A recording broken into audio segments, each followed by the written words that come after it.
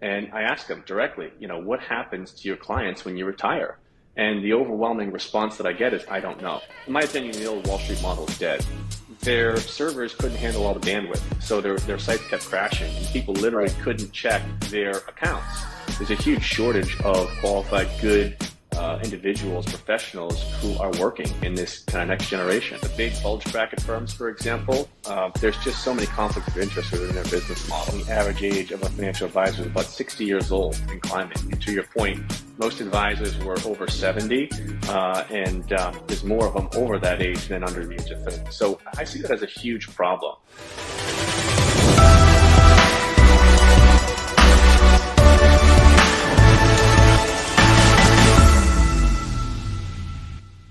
Hi, everyone. Welcome back to the Invest Paul podcast. I'm pleased to welcome Paul Litchfield on today. Paul is ranked by Forbes as a top next-gen wealth advisor, the best in the state, also a five-star wealth manager managing over $1 billion.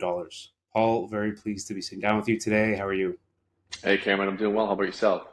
Very good, very good. I guess maybe to kick things off, next-gen advisors, it means, you're younger, right? Right. Yeah, so I'm Um, 37. I've been in the business about 15 years, and I'll be doing this another 30 years, God willing. So I think the next gen just refers to the next generation of financial advisors, if you will. So, there's an interesting stat. I forget who published it, but you see more wealth. There's more wealth advisors over the age of 70 than there are under 30. And yourself being on the younger side, what do you think this aging workforce means to the industry, and how have you been able to come in and help capitalize on some of those Yeah, demographics? that's a great question. So JD Power did a survey and a study back in 2022 where they found the average age of a financial advisor is about 60 years old and climbing. And to your point, most advisors were over 70, and there's more of them over that age than under the age of 30. So I see that as a huge problem. And the reason why is because over the next 5 to 10 years, there's going to be a huge shift, right? As these older advisors start to retire and leave the industry, that'll mean that clients will need to find newer, younger advisors in order to work with. Um, so I think the problem is twofold. Number one, the advisors need to start their transition or succession planning for their business 1 to 5 years out. I've personally sat down with a number of older advisors in their 60s and 70s, and I ask them directly, what happens to your clients when you retire? And the overwhelming response that I get is, I don't know. Now, to me, that's just a blatant disregard for the fiduciary responsibility we're supposed to uphold to our clients. So if you're an advisor and you don't have a transition plan, you don't know what's going to happen to your clients when they retire, that should be a huge red flag. So for any of these clients that I'm meeting with who, let's say, have had relationships with advisors for 30, 40 years, the number one question I ask them is, what's going to happen to you and your family and your money and your assets when your advisor retires? And they have a similar answer. The answer is, I don't know. So I think that the wealth management industry is starting to realize that this is a big, I want to say, issue or problem, and it needs to be addressed. So I guess, from my experience in the space, typically it was a advisor passing on the buck to their child, like maybe their son or their daughter who breaks into the space and ends up taking over that relationship. Is that disappearing to some regard, and it's more of an M&A transaction where there's someone like yourself coming in and buying the book off of them? Yeah, I think a lot of the work, the transaction work that's being done in the industry these days is mergers and acquisitions. So there'll be a younger advisor like myself who will meet with older advisors and will structure some sort of succession plan where the older advisor is getting a payout, and maybe it's an installment sale, maybe it's upfront, or a little bit of both. But there's some kind of meeting of the minds where there's a transition. I don't see a lot of um, internal family succession plans taking over these days. When I first started in the industry 15 years ago, I did see more of that.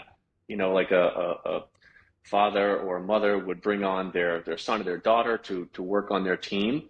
But I think just in general, the younger generation isn't really going into the financial services industry. I know it's not just my industry in terms of wealth management or investment advisory, but even certified public accountants and others in those types of fields. There's a huge shortage of qualified, good individuals, professionals who are working in this kind of next generation. Yeah, it's very interesting. We actually just had a guest on Jamie Hopkins. I don't know if you know Jamie at all, but he has a whole not for profit built around trying to get more people into the space, more young people involved. To your point with that stat, more advisors over the age of 70 than under 30. Like, how do we create that pipeline? So I could see how big of a boon it is for you. I could see the sort of risk it imposes on those firms. Like, I don't know if, when you're doing those M&A transactions, is it usually with independent advisors, or are you buying books from within another wealth firm? Um, It's a little bit of both. I think in order for a deal to work in this industry, there's a lot of moving pieces that have to come together exactly, right? So first of all, if I'm buying a book of business from an old advisor, he and I or she and I have to like each other well enough to have that conversation actually sit down. So that's Yeah. number one. Number two, our books of business have to align. If the old advisor is doing a lot of transactional work and charging commissions on making trades and things like that, that's not my model. We don't charge commissions. So our business models from a structural standpoint, if they don't align, the likelihood of there being a successful M&A event is very low. Additionally, once you get past that, then you have to make sure your investment philosophies line up. So if an older advisor is using a all individual securities based strategy and we're using an all fund based strategy or vice versa, again, the likelihood of us coming to a deal is probably pretty low because what both sides of the table want, both the older advisor or someone like younger like myself, is a smooth, seamless transition. We don't want to disrupt the relationships. We want the clients to be able to feel like they are being taken care of in the same manner or a very similar manner to what they're used to, right? So I think and then of course you have there's the numbers, right? The multiples, EBITDA, coming to an agreement on all that is just a whole separate set of issues. So I think because of that, I'm finding that it's pretty difficult to really start to finish come to a successful meeting of the minds for these advisors who are looking to sell their practices. Interesting. And do you find there might have been like an old way of doing business? I know you mentioned on the actual like business model in terms of like transaction fees or commissions versus like fee-based businesses. Even just on like the relationship, do you notice, if with like maybe an older clientele, you have to approach it a very different way versus like a younger clientele and how you might be used to engaging like with your friends or people similar in age to yourself? Yeah, I mean, that's a good question. I think just in general, from my experience, the industry is moving towards a registered independent advisory model, the RIA model. So, in my opinion, the old Wall Street model is dead, right? So, back in the 60s, 70s, 80s, early 90s, when these advisors were selling stocks, generating commissions, and they operated with a very transactional kind of focus, I think that way of doing business is dead. And I think a lot of the investors, especially the younger investors, are much more interested in a long-term partnership that kind of takes out the conflicts of interest, right? So with my firm, for example, Clara Advisors, we're a registered investment advisor. We're an RIA. So we don't have any proprietary products. We don't charge commissions. There's no conflicts of interest in our business with regard to our structure. We don't take commissions from outside managers to sell their funds. So just from a structural standpoint, I think the RIA model, in my opinion, is really the way to go. And it's becoming more and more apparent to investors that if they want a true fiduciary, someone who's going to put their interests first, that the RIA model is the way to go. Why do you think that is? Do you think there's just better socialization out there around like fees, and you have like ETFs entering the market, other low cost providers like robos? Like, do you think that's playing into the mentality on how advisors end up servicing their clients now? Well, I think that people have woken up to the fact that the big bulge bracket firms, for example, there's just so many conflicts of interest within their business model, right? They're selling their own proprietary products, whether it's structured notes or whatever. They're still using, let's say, ARC class mutual fund shares. They're still doing things in a way that isn't putting the client first. Whereas us as a registered investment advisor, our fiduciary duty to our clients is that we are required to put their interests first, right? So we're required to put them in the best possible investments that we can find for them at the lowest cost. And just the fact that clients know that we're not getting compensated based on what they're selling them is a huge, huge peace of mind.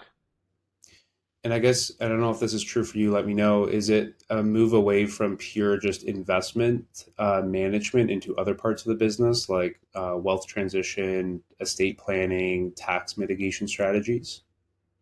Yeah, so I think as a registered investment advisor, we're able to provide more services to our clients and kind of like a full comprehensive scope, right? So aside from just the money management investment strategy, we're able to do a little bit more in terms of tax and estate planning, helping clients set up their trusts, their wills, their advanced medical directives, those sorts of things that have their basic contingency taken care of. Mitigating taxes is always on the top of all my clients' mind. Like, how do I pay less money to Uncle Sam legally, right? And then there's kind of all these other ancillary services that we provide in terms of financial modeling, financial planning, cash flow analysis, and depending on the type of client, something that might be specific to their particular industry or their particular, like the way that they work. Um, so we do provide a comprehensive set of services to the folks that we work with. Interesting. Okay. And I know, the being younger yourself, I know, the business model, it lends itself more use to high net worth individuals who typically skew older. Have you noticed in the industry, with a younger clientele, the way that you service them is often very different and it requires a different approach to managing that relationship?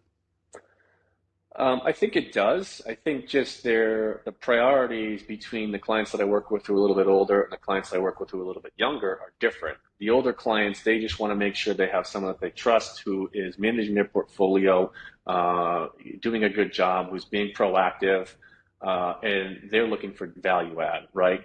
What I'm noticing with the younger generation is they're not as concerned with value add or not as concerned with alpha or investment strategy, even. It's just really all about fees and expense ratios on funds and things like that. So I think there's just, I think the reason that is the case is because of the invention of the robo advisors that came out in 2010, 2011, something like that, where they did such a good job marketing to the psychology of people. You got to have low fees. You got to have low fees. So what they were doing is saying, you don't need to pay an advisor 0.5% or 1%. Just come use our service for a lot cheaper.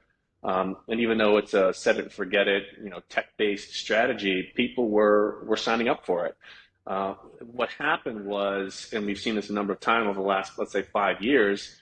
I'll give you a couple examples. March of 2020, when COVID happened, the stock markets fell 30% over the course of 2 months. Um, when all these users were trying to run in and log into their accounts on, pick the robo advisor, right? Um, their servers couldn't handle all the bandwidth, so their sites kept crashing, and people literally Right. couldn't check their accounts. And then if we bring up, like the GameStop fiasco, right, where Robinhood they weren't letting clients make trades in their accounts. They were restricting them. So things like that, I think, woke people up to the fact that, okay, even though this might be a little bit of a lower cost option, if I can't access my money, that's no good. So there was kind of a shift towards, lower fees, lower costs, and then people went through a couple of bad experiences, and now I see them coming back and hiring financial advisors again, even though they might be paying a management fee. I wonder if do you see it evolving more into maybe the use of an advisor for a millennial Gen Z is more on the advice side, less so on the investment management side, and then the other value add services like tax mitigation, financial planning services, and let them kind of go with that low fee road themselves. Yeah, I think the younger generation they want more of a la carte type relationship, and it's more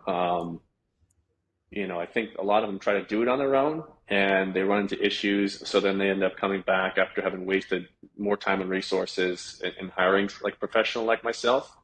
But it's sort of an interesting dynamic. I Most of the clients that I work with are probably in their, I don't know what the average age is, maybe late 60s, mid to late 60s, something like that. So Okay. So the types of folks that I'm used to working with are the folks who are, very hands-on, proactive. They appreciate the value add that you provide and the service that you provide, and they don't mind paying for it.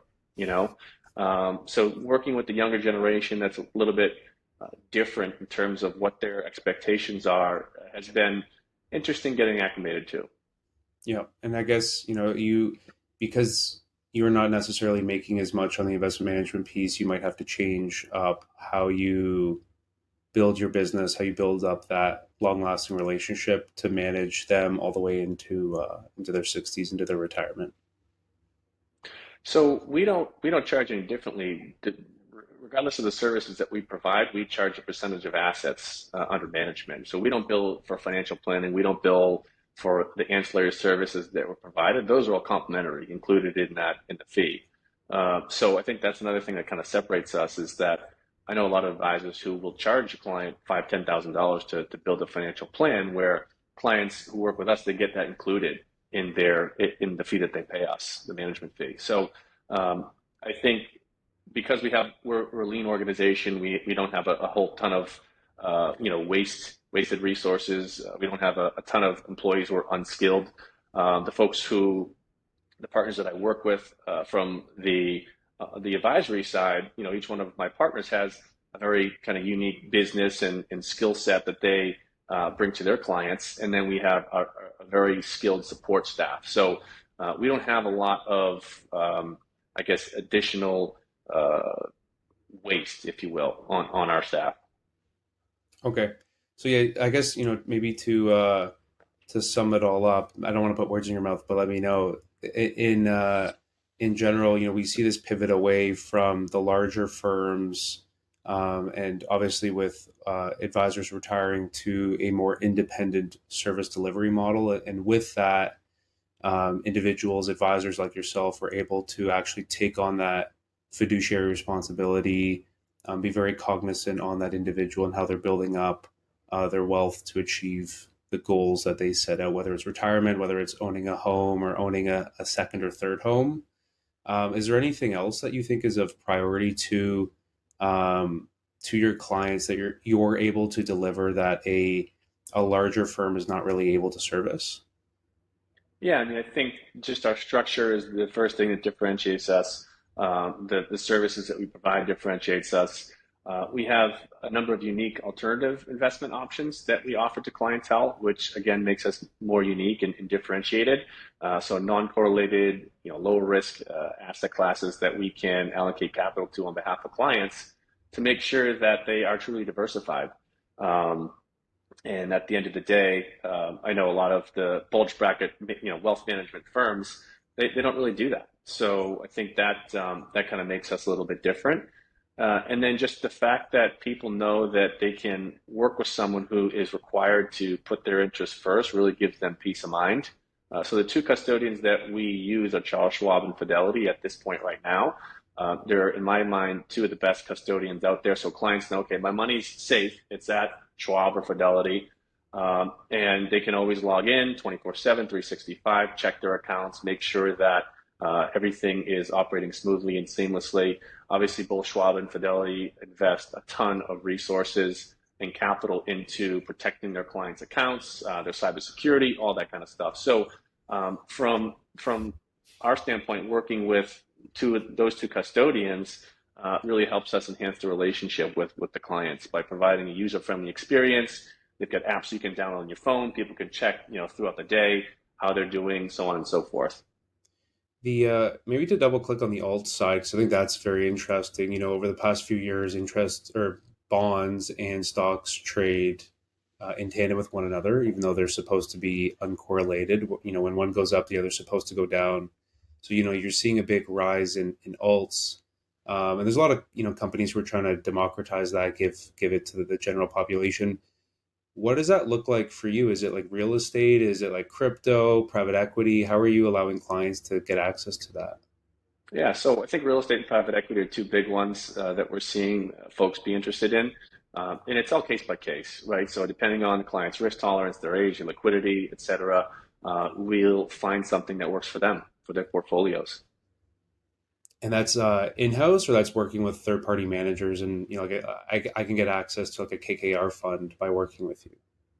Yeah, yeah. I mean, it's really case by case, depending on the client, without getting into specifics. Yeah. Okay. Yeah, I think it's a massive area of opportunity. I mean, like for myself, I'm all in the market right now, and I keep looking for alternative access, and hopefully, maybe I should chat with you after. Right, there you go. Okay, Paul, I know, we covered off a lot. For anyone listening, if they are interested in learning more about your practice, getting in contact with you, how can they find you? You can find me on LinkedIn, just search my name, or you can go to our website, claireadvisors.com. So we're a Boston-based registered investment advisory firm. We manage about $1 billion in assets for a lot of high net worth individuals and families across the country. Types of folks we work with are business owners, tech executives, um, really it's a pretty broad range of people that we work with. And they are just looking for someone who can, number one, provide them with proactive service and communication. Number two, help be a long-term partner. That's what we hear. People are looking for someone who they can trust, who's going to be doing this for another 20, 30 years, which is our greatest asset. I mean, at my age 37, I'll be doing this another 30 years. So I tell my clients, look, when you're long gone, I'll be working with your kids and grandkids, and that gives them a lot of peace of mind. Yeah, no, that's very important. I think that that great wealth transition that's happening right now, it's on everyone's mind. Definitely. All right, Paul, why don't we leave it there? We'll leave a link to your profile and your firm in the show notes for anyone who's interested, and hopefully we can have you on in the future. Sounds good. Thanks, Cameron. Thank you, Paul. All right.